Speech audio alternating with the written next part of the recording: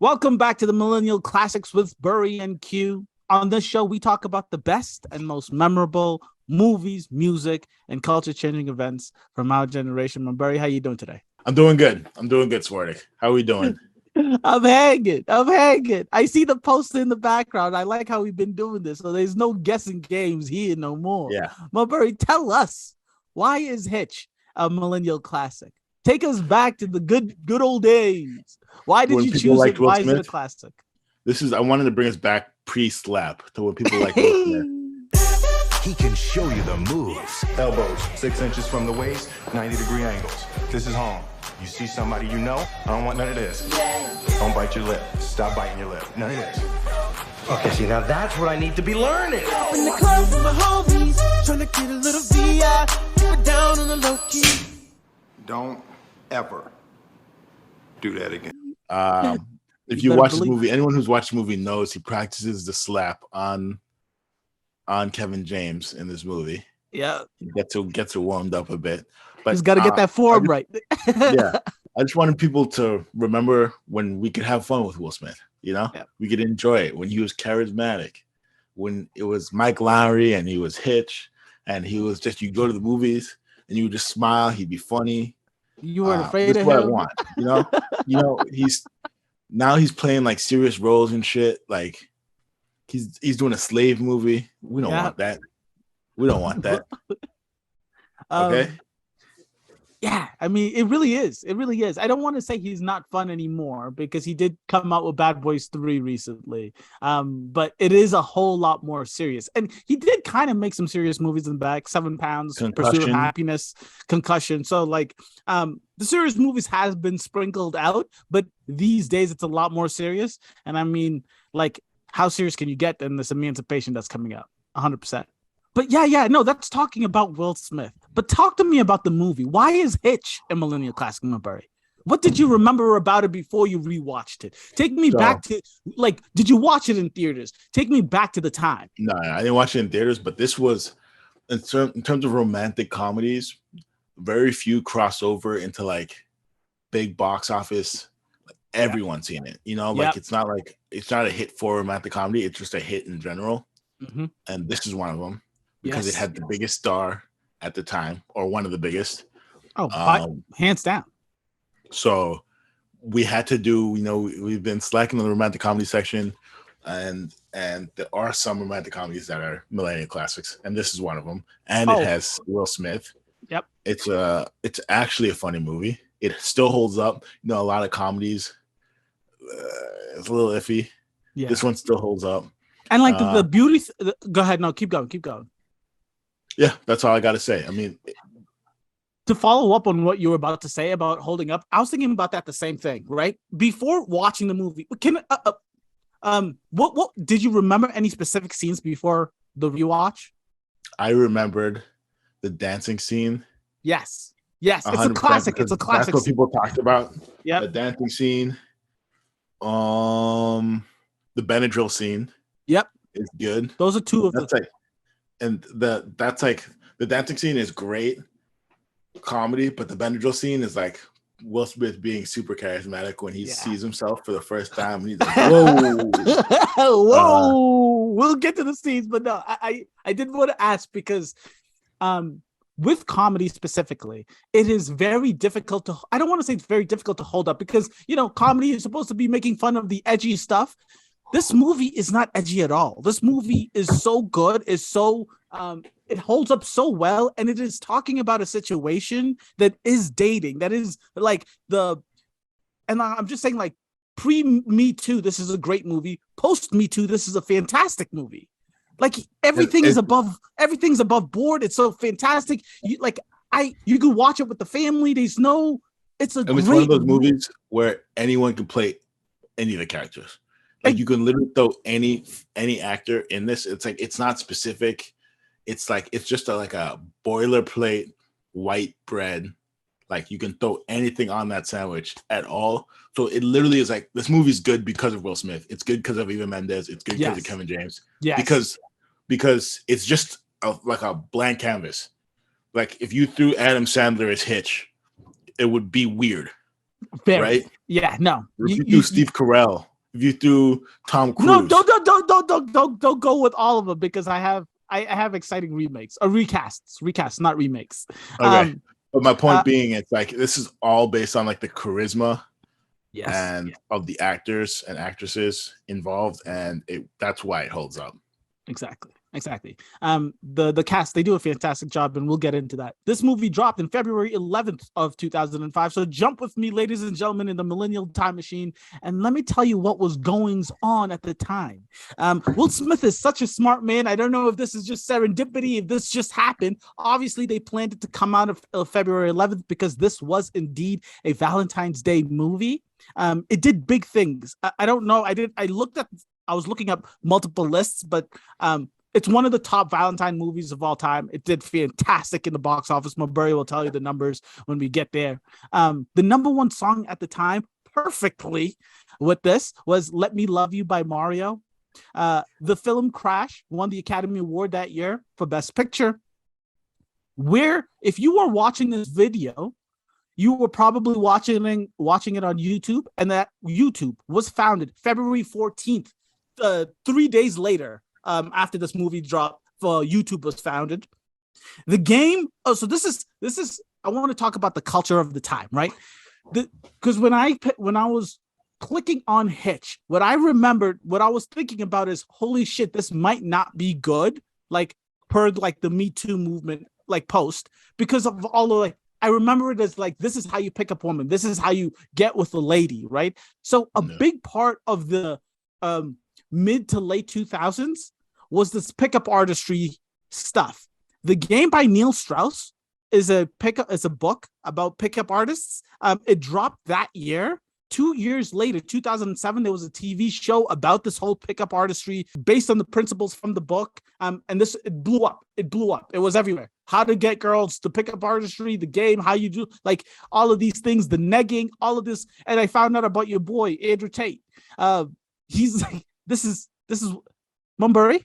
Oh yeah. So looking up this stuff, like this is like the seedlings of Andrew Tate. This is like the beginnings of this pickup artistry, like crazy red pill world. The internet's going crazy about that stuff. It really did start around like the early to mid of the 2000s.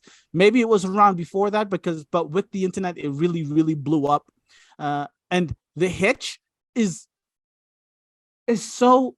I keep saying it's above board, but you watch this movie and it's good.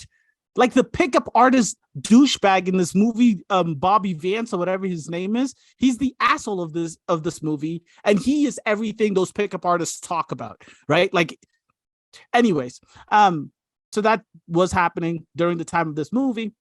All right, yeah. So this movie was. Yep. We talked about it earlier. It was a box office hit, right? Budget was $55 to $70 million. Okay. It made 371. So this was when Will was just churning out the hits. Hot it was damn. just coming. We'll talk about his IMDb in a bit, but this was like right in his streak of $100 million movies. Rotten Tomatoes 69%, Metacritic 58%. Honestly, pretty good for big box office romantic comedies. Say those ratings again. 69% for Rotten Tomatoes. Okay. So solid. Okay. Solid movie. Most people liked it. Most critics liked it. Directed by Andrew Tennant, who pretty much directs rom-coms. He did Fool's Gold, the Matthew McConaughey one, and Bounty Hunter with Jennifer Aniston and our guy Gerard Butler. There you go. I like that. So it starred Will Smith. This is his run-up.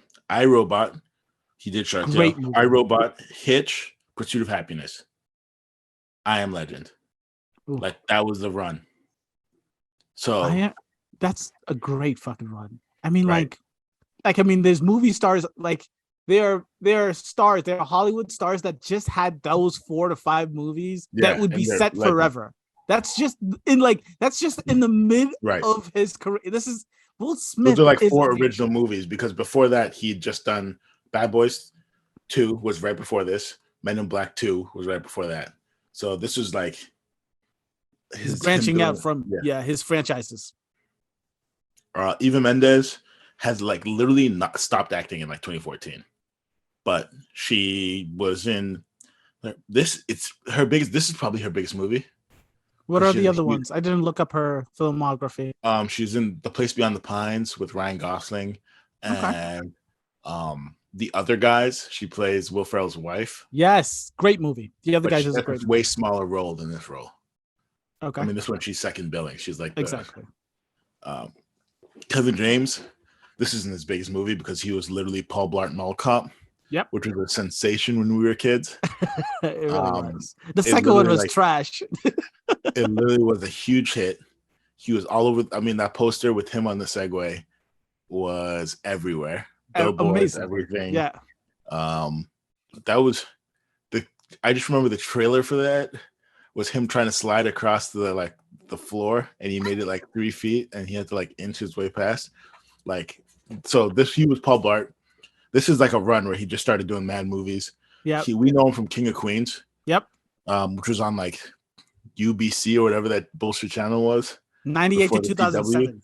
Yep. Before the CW came. He did Grown Ups, which is just hanging out with Adam Sandler. Grown Ups 2, Paul Blart 2. But it's between this and Paul Blart. But Paul Blart, he's the main character, and it was a huge hit. No, Paul Blart is definitely his peak. I mean, what I was telling Buri before we started recording is that, Paul Blart might have been his peak, but Kevin James is an actor. He's always around.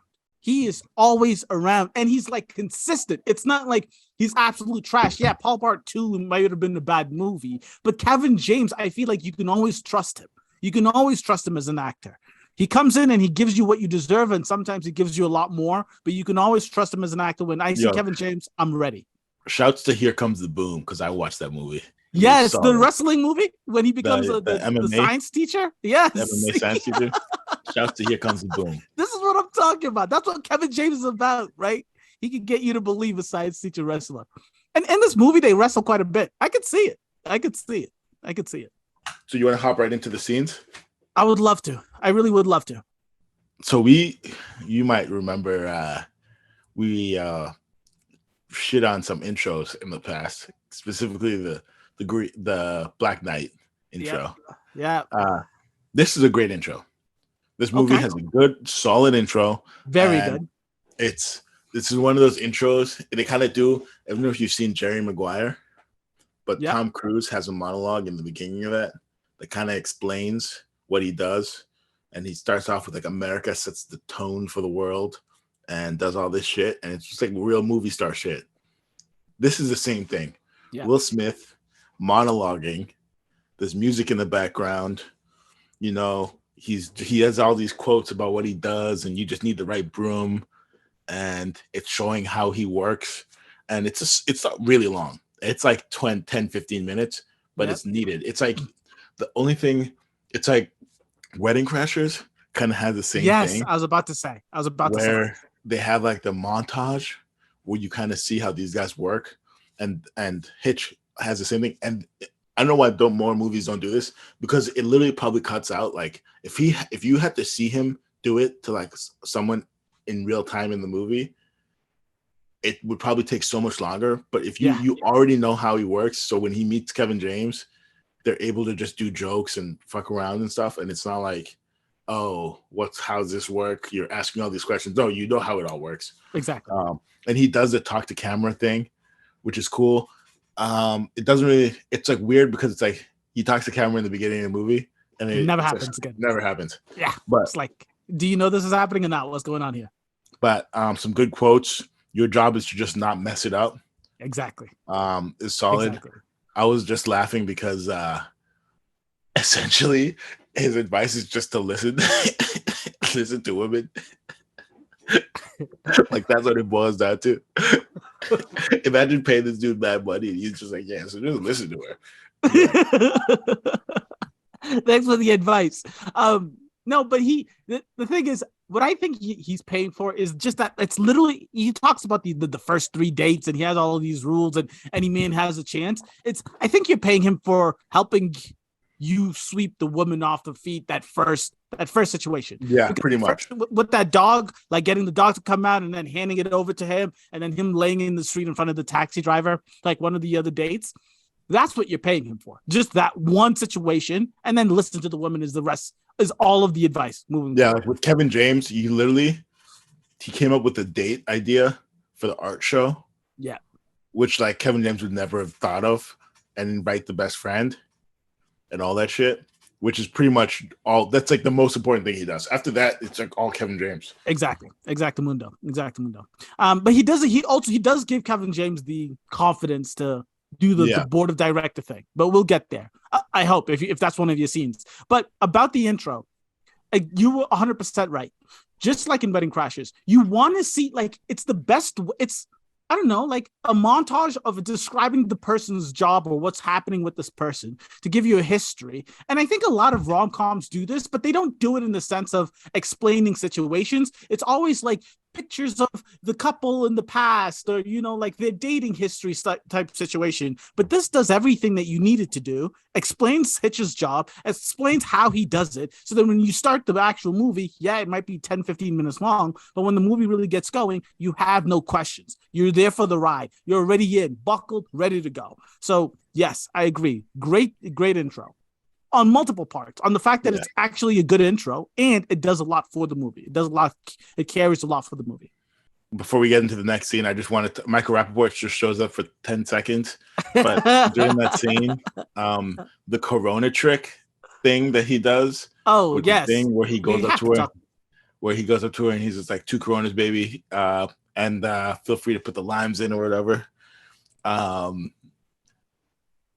I feel like that's one of those things. I was talking about it. I was like, it's one of those things. It can go so badly, so quick. Like, I feel like the step one for that is you have to be in a really, really expensive bougie spot, and you have to be Will Smith. Yeah. Like, that's step one and step two. Because if you tried that in like Baltimore, I feel like the person would just turn around and take your money. 100%. I literally have in my notes the bartender assumption is a clean move in a movie. In a movie. In real life, this doesn't work. Like, I don't know, because I don't know.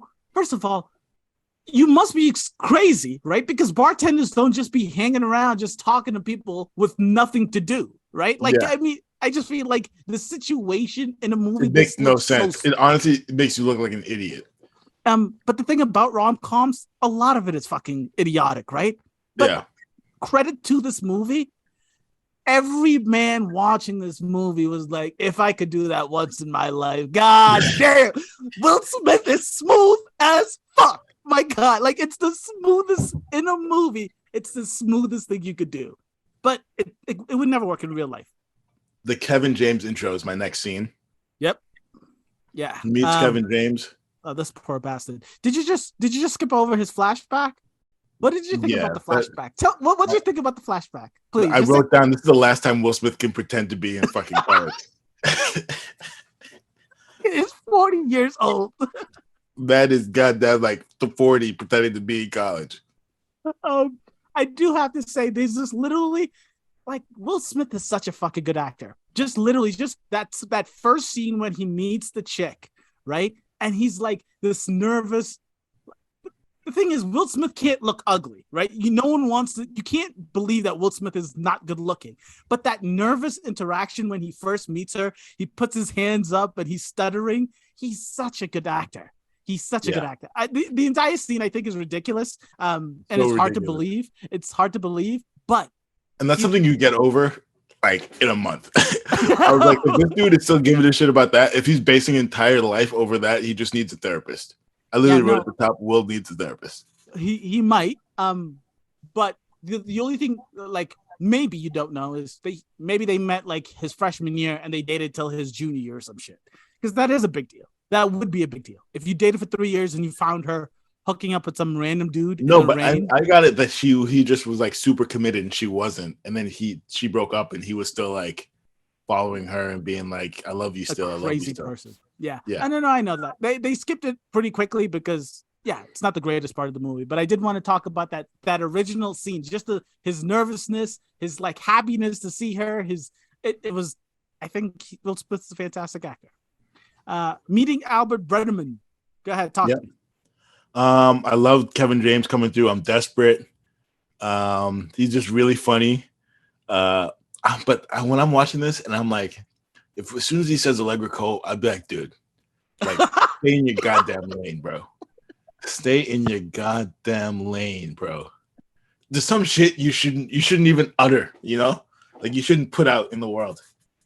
It's like, oh, I want to play for the fucking Dallas Cowboys. No. Word.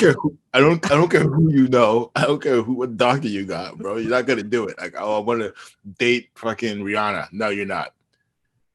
I don't care. Yeah, I hear you. The thing this movie does a lot, just the little details is what I really like. There's a picture like Will Smith has a folder of Kevin James that he's looking at before he walks up to Kevin, Albert, and that picture. If you watch the movie, there's not a lot of internet use. Everyone's using a landline outside of the time when Will Smith uses the Walki Talkie, which is another dope move. But it's like the kind of picture you expect that man to make in 2005. Super close to his face. It's crazy. The dude looks like a nerd. For the folks that are going to go watch this movie, just do me a favor and count how many times Kevin James spilled something. Within the first 3 minutes of meeting Kevin James, he spills 3 things. In his office, he spills the coffee. He comes out to the steps when Will Smith is watching him. He puts the stain on his shirt with one of the mustard or something. He pours the Pepsi to clean. Who uses Pepsi to clean mustard? I don't know. This dude is fucking ridiculous. He uses the Pepsi and then spills the Pepsi. Watch this movie. He spills everything all the time, which makes me feel like he's just the biggest clumsy motherfucker in the world. But I think they take it to an extreme. But this intro of him is fantastic. This intro of him is good. When you were talking about him saying that he's desperate, this is the part of the romantic comedy that I appreciate, right? Sometimes you watch romantic comedies and it's like, it's hard to believe that this person, I know him going for Allegra Cole is insane, right? But not even who he's going for. I don't care who he's going for yet. I'm just talking about Kevin James. I believe this dude is desperate and I want him to succeed. Like he's believable and he's a nice guy.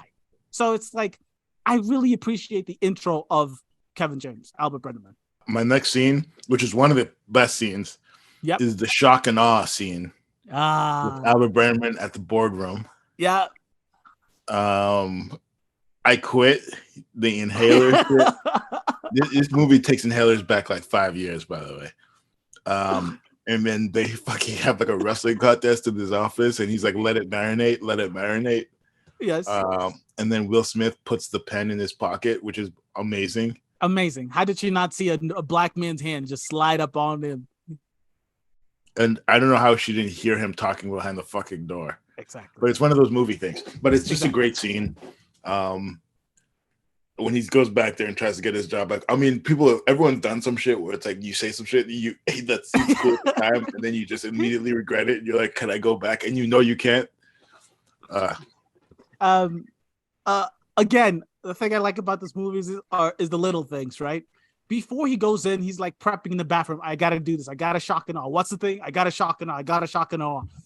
Again, ladies and gentlemen, I am going to continue to make you aware of this.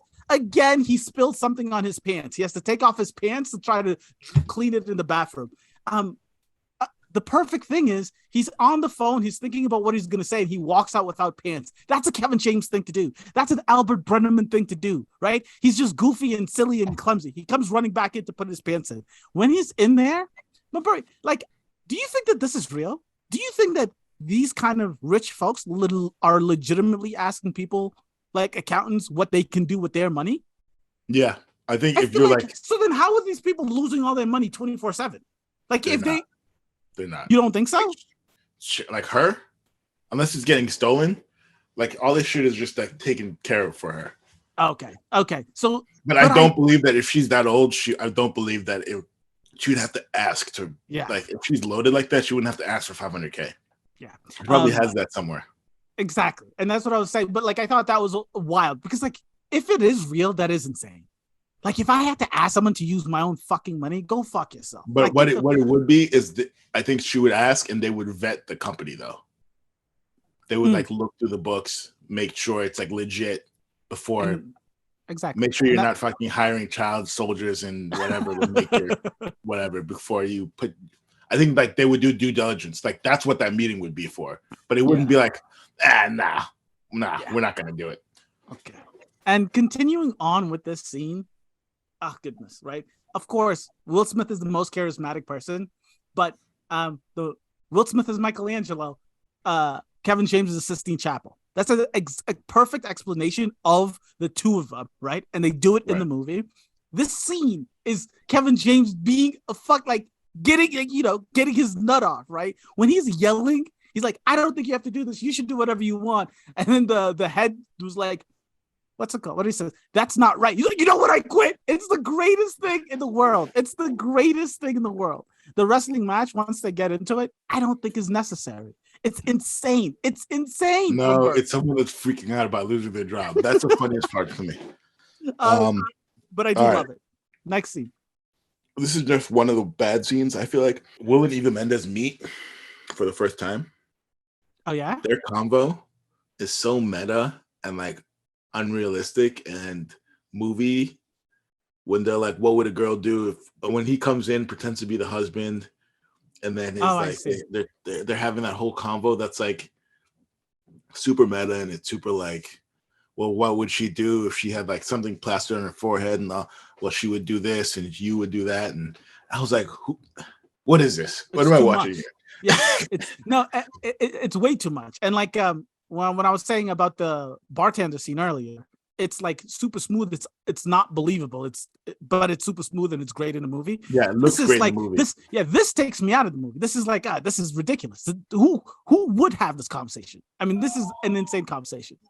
But yeah, I agree with you. It's nice to see, sure, but the scene didn't need to. I just wanted to bring it up. And then the other one I just wanted to bring up, it's not really a big scene, but when Will meets the Wall Street City Boy guy for dinner and for lunch or whatever, and he goes like, I just want to get in, get off, get out. And he was like, look, man, I need professional help. And he's like, yeah, that's for damn sure. I like that. I like the little twist. Exactly. I also like when he says, my clients actually like women. And then the other guy was just like, let me tell you something, Rabbi. I don't understand that. I don't know if that's a thing people say. Yeah. The dude, he's so good at looking like being a complete dickhead. Once he 12 turns, like he pretends to be good. And like that, he does a great job of like, oh, I can see how she would fall for this. Except not, because he still seems like a dick. Even when he's trying to be nice. He's like such an asshole. He's so conceited. Such an asshole. Walki Talkie scene. The only thing that made me was like, what range are those walkie talkies? Like, where is he walking around at? She's in the buildings high up. Like, he would have to be like in the building too. Yes. It is a little ridiculous. It's a great idea and it's like inventive. Like, that's the thing with these movies. It has to be like cute and inventive or whatever to be like a movie worthy. But like, a phone call would have done the same thing. Oh, 100%. Like just a phone call. The thing with what I was thinking about this is I was thinking the same thing. Like this, Will Smith does a lot for this first date, right? This I feel like would have been a lot cuter, a lot cooler, a lot more appropriate if it's like the 10th date. But the first date, it's just a lot. I mean, you have to look up where she works. You have to make sure that you know the size of her clothing. The walkie-talkie distance range. Like you actually have to be steaming outside her job if you're going to be walking. It's like there's a lot that, if you think about the details of the situation, might be a little creepy. If you actually wanted to pull this off. But you're right. In the movie, you don't need to talk about the details. It's it looks lovely. It seems lovely. The next good scene is the jet ski. Yeah. The kick in the face scene. Both of those. And then up until Ellis Island. Yes. Which is so crazy I feel like for a first date, it's so on Pluto. It's so crazy. Again, that's what I said. Yeah. What about coffee or some shit? Like that's so crazy. But the only thing that makes it better is the twist at the end that her family member was literally the butcher of Cadiz, and it was a mass murder or whatever. That's the best part. That's the only thing that redeems it. Because other than that, it would be like, this is so insane to go to. Yeah. No, Jet it's skiing like in the cold ass river. I said that. Dirty. It's in my notes. Jet skiing on the in the Hudson at 7 a.m. in the morning. Remember that. It's 7 a.m. in the morning, Buri. Right. Like, I don't care. Go ahead. I'm guessing you have to get in before Ellis Island opens, which is a whole thing. That's why they're so early. Okay. Yeah, makes sense. But it's too much. Way too Even much. on a third date or whatever, that'd be crazy. It's so much. It's like, what happens? I mean, it's too much. I love when he kicks her in the face. If you watch the scene carefully, after he kicks her in the face, he doesn't know what to do. So the way he jumps off of the jet ski, it makes him like, it's a funny No, it's scene. good. And when he kicks her, he's like, ooh. When you find out that her great grandfather was this butcher, the way she cries is hilarious. Like, you could see his face, his reaction to like the way she's crying it's beautiful. It's amazing. My next scene, when the first date with Allegra, when he goes, you are an iceberg. and he's like, yeah, I know I'm big. I'm talking about your emotions, guy. Come on. When he meets the friends and he's like, disgusting. You actually, that's the first scene where you're like, all right, maybe this dude's pretty chill. He's real chill. And what Kevin James asks, he asks, did you know about the New York Jets new stadium? So first of all, it's like, exactly, it's a very New York thing to ask. It sounds like a Kevin James thing to ask, and the way he comes back at the guy, let me guess, disgusting. It's beautiful. Great scene. The dancing is the one thing I'm not worried about, and then this is the key dancing scene. Don't you bite your lip? We'll talk about the dancing scene. Yeah, but the don't you bite your lip is crazy, mad good. The shuffle always kills me when he does the shuffle back. Amazing, yeah. And he's just looking at him. It's just like, what do you think? What do you think? I'm like, get the fuck. Before we get to the dancing scene, I'm gonna bring you back, ladies and gentlemen. Bring you back when they're on the phone setting up the date, right? Just think about that scene. How many things he spills? He spills the spinner with the apples on it. He spills his flower pot and breaks it all over the place, where he ends up falling on the floor. This dude is a spilling machine. He said, "God." ISO on the phone, it was like, stop. And he's like, "Nah, I got this. I'm like, what are you doing? That's the thing about Kevin, about Albert. When he thinks he gets into the zone, he's in the zone. He puts his hand up like this. I got it. Don't worry about it. But in the beginning of that scene, when he's like, tell her I'm at lunch. Well, it's like, we called her to tell her you're at lunch. It's a very, very, very good scene. At the what's it called, when he meets Maggie for the first time, holds the lady's hands, and he's like, very soft hands, and then actually shakes Maggie's hand, and he's like, oh, you have soft hands too. Again, another Kevin James thing to do. Yep. It's very good scene. But the star aspect of that scene, and this is a thing that Hitch does well, right? They do the explaining and the the date at the same time, so you don't have to go back and forth, right? You don't have to do all of the explaining and then all of the date. And they do it so well. The editing in this movie is really good.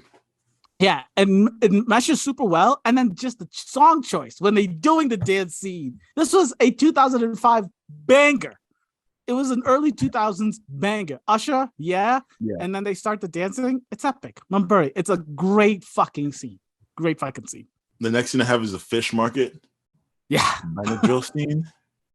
The fish market, the questions. He's uncomfortable.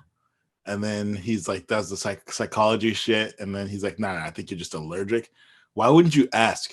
Like, I guess because he's nervous, but I feel like it's perfectly normal for most, especially nice restaurants like that. The first thing they ask is if you're allergic to anything. Exactly. I mean, you don't just hand out samples so people could have an anaphylactic experience situation in your goddamn restaurant. It is a little much. The taking, I think, on your second date, taking your date to meet your boss and her wife is a crazy move. I think it's because they're trying to figure out how he knows. Yeah, Albert, I mean, if he can be a source. Which definitely does make sense, but I'm just like, your boss on the it's just craziness. I think that's just. But it's also so weird to be like, if you're seeing the dude and you like him, why would you want him to be your source? Exactly. And even if it is your only source, I know they try to build up the fact that Eva Mendes is this like workaholic. If he is your source, why wouldn't you just ask him? I mean, like, what's the difficulty in asking? Taking him on a date with your boss and then just dropping it on him seems like the wildest version of trying to get the information. Nothing makes sense. Yeah. This whole movie, she just doesn't ask any questions and then gets so mad. The Benadryl scene, tossing the inhaler for the kiss, just a small mini scene, hilarious. Yeah. Very good. Very good. Very good. And then it skips. The movie does slow down towards the back half of it. Until the very end, it really slows down because they have to like set everything up. Like every part of like rom-coms do this a lot where it's like everything goes bad and then they have to make it up at the very end. It's like every rom-com. Yeah. So that part's always the slowest. Yeah. But, it's hard to get over. And I literally have in my notes, once Eva Mendes like figures out who Hitch is and like they have to get serious and they have to break up, it's like, okay. It's just boring because there's no comedy. It's such a clear misunderstanding. No one asks any questions. She never asks him any questions. She just yells at him.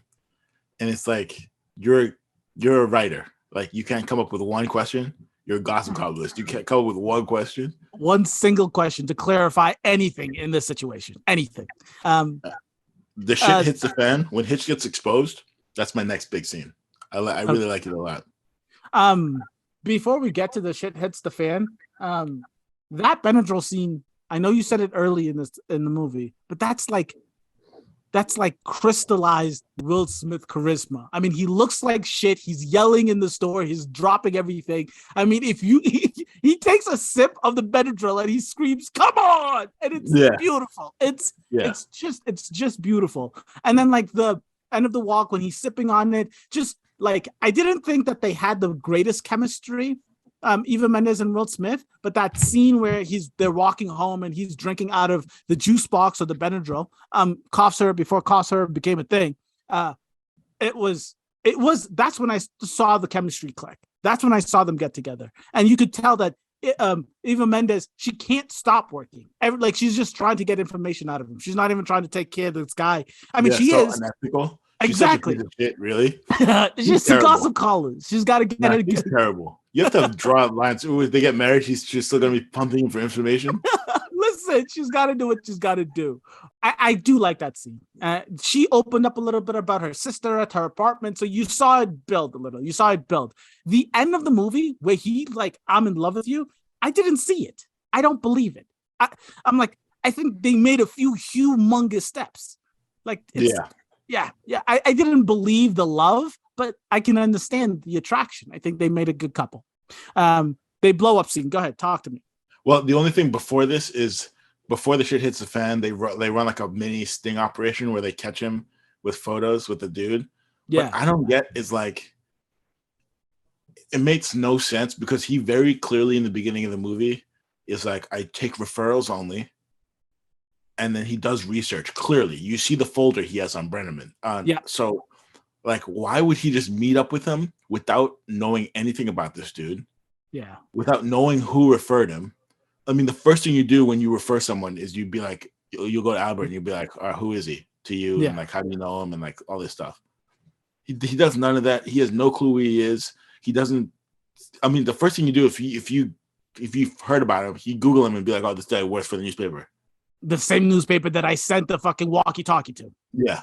I mean, right. The whole point of referrals only business is you don't get in situations like this. Exactly. So they're both really not, on top of their game for both. No, I feel like that was just what the movie had to do to make it. It just doesn't make sense because, but when the shit hits the fan and Hitch gets exposed and people are like, did this man help you? Did this man help you? It's like, yeah, see you later, Tony.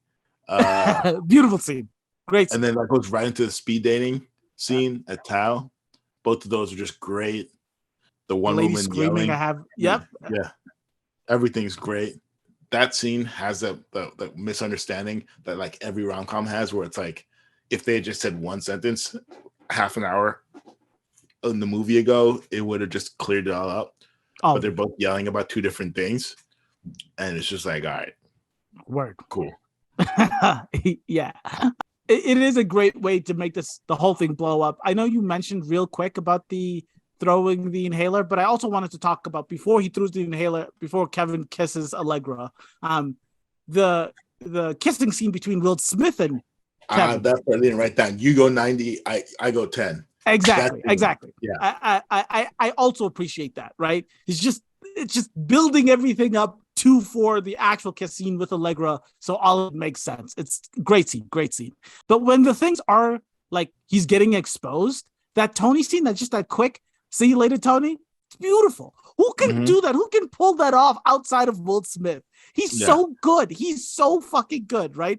The argument at the speed dating, if you're the guy that is supposed to be sitting in Will Smith's chair and you're just standing over him, like, do you just like it's just such an awkward situation for everybody. Go ahead. What's next? Will, honestly, this is one of my favorite scenes when Will meets with Allegra on the boat and they're talking about like about Kevin James. And like even before this, when Kevin James has a convo with Will, the cool thing about this is it's not like a business deal for him. He's generally friends with all the people he works with. Yes. And they like hang out with him, and he likes hang out with them. And he's like, "Oh, do you want to grab something to eat?" So when he meets with Allegra and he's like, "Nah, I didn't do any of that shit. He really brought the inhaler. He tossed it. All that shit he spilled, and he did the bullshit dancing." And he's like, "What the fuck is going on?" Like that's just great. I feel like it's like a lot of these rom-coms, they kind of try to shove a lesson in there. And then this kind of rounds that out. And then when she hugs him and then Albert shows up. And, he's like, "This is your plan?" Amazing. Honestly, great. That's one of the funnier parts of the movie. Yeah. And I think that's my last really good scene until like the end credits wedding. Yeah, I agree with you. The Eva Mendes, Will Smith stuff is just, you have to have it because you have to have it, but it's too much for me. It's too much. I actually did not like it. Spoiler, it is my worst scene.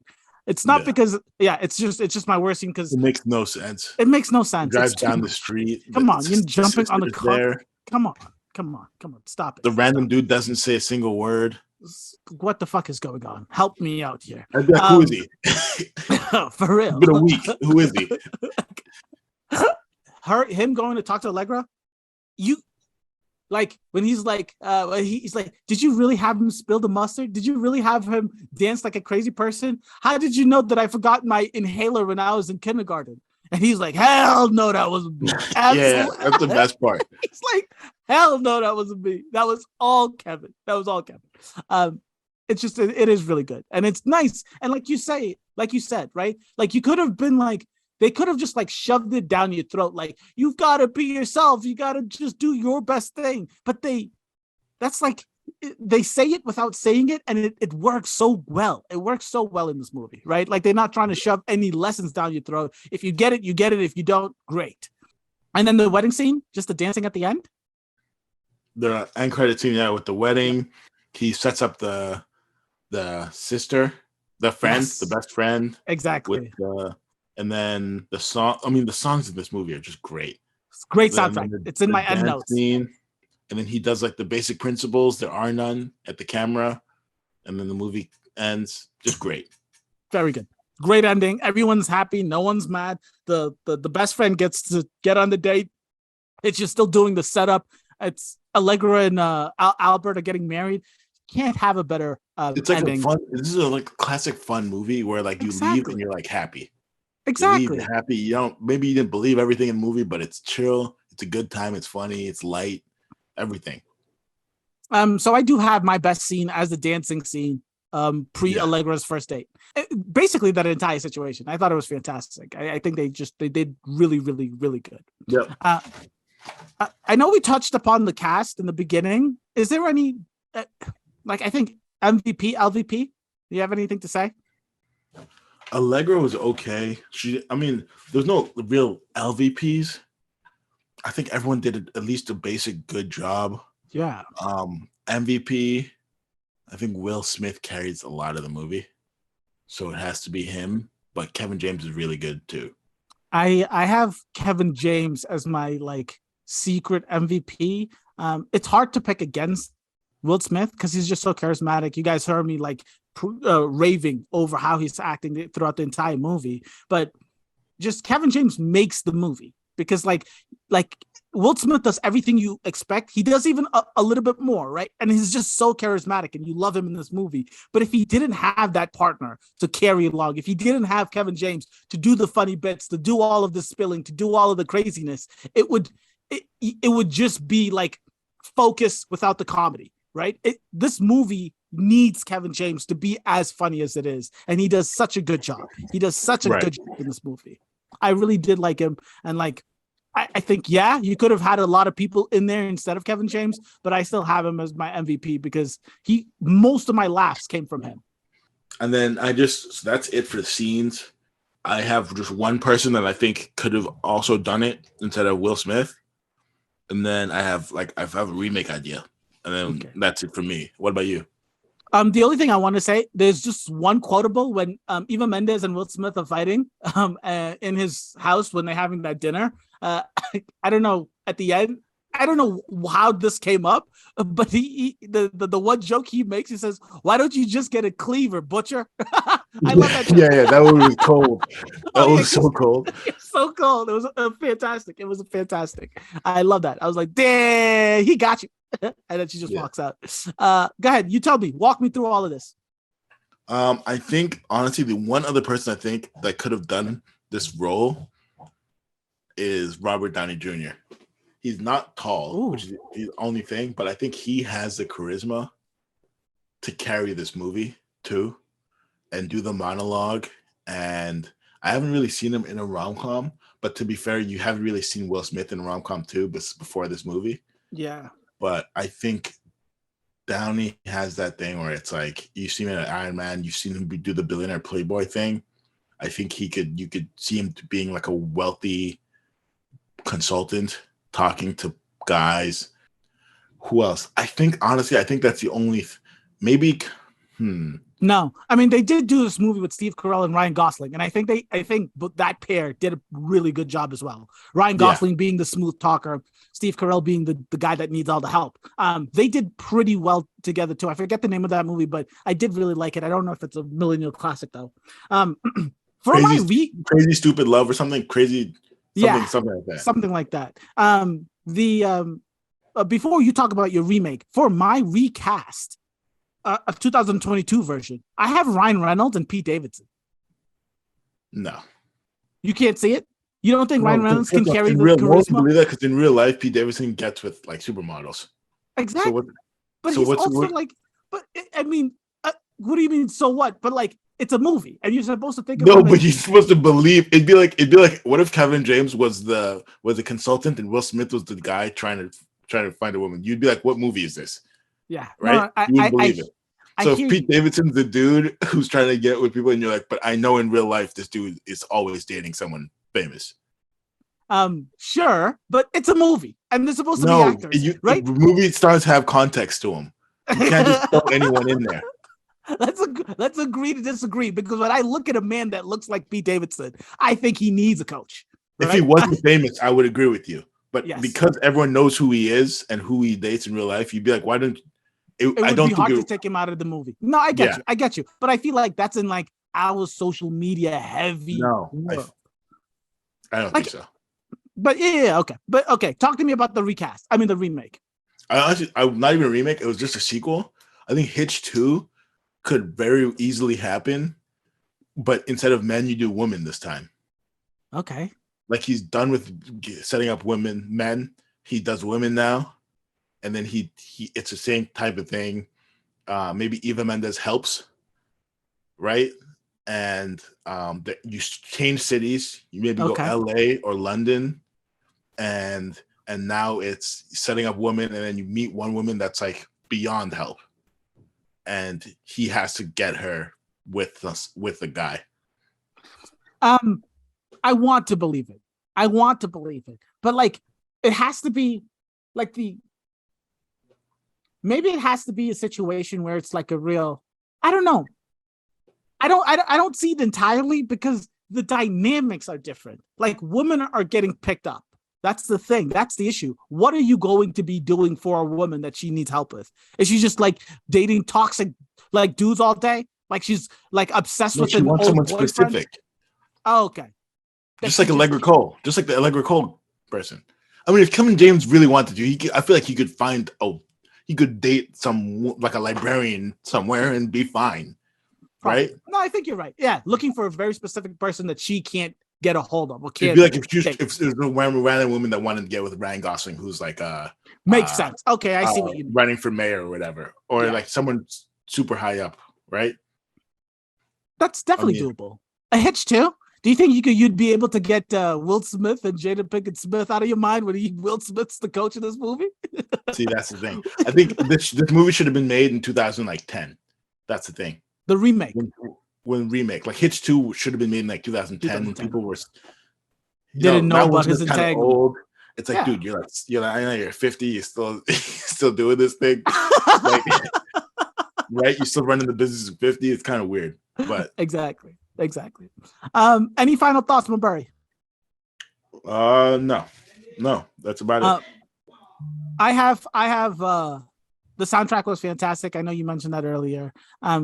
I have here the Kevin James is the 2005 version of Pete Davidson. You don't believe me that you don't agree. No. But like the thing is, I think also women think Pete Davidson's hot. Men don't, but women really like him. So it doesn't really make sense. I guess it's not that I don't think he's good looking, because like, sure, he might be good looking. Yeah, he's just really out there. Like, he's really out there, you know? He's not conventional. Good for him, but he's just like, the dude looks sick, you know? He looks like he's on drugs. Adam Driver would be sick. See, okay. I can do that. Adam Driver. You can see Adam Driver being a weirdo. Like, he could play weirdo really well. But then he could also turn it up. Yeah, definitely. I wanted to ask you, I compared this movie to Focus earlier. Which do you think is the better Will Smith movie? Focus or Hitch?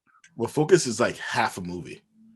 If Focus didn't have that back half where he has to go to Formula One in Argentina and chase her, if it ended right at the Super Bowl, when he does that, the sickest grift of all time, gets all the money, and then if they had figured out how to end the movie there, that would have been a sick movie. But then they have another hour of them in Argentina chasing the woman and getting shot and doing like another con. And it's just like, then it's just weird. This is a way better complete movie. Like a package, yep.